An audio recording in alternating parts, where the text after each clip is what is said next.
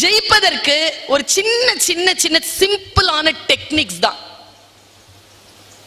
Simple techniques. முதல்ல யாரும் மிரட்டனா மிரளாத, எதையும் பார்த்து பயப்படாத. புக்க மெட்டீரியலை திருப்புனன்னு வச்சுக்கேன், இது கூப்பிடும்.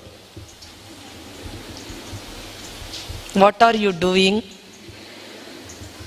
I am studying. I am also studying. Very boring. Yes, it is very boring.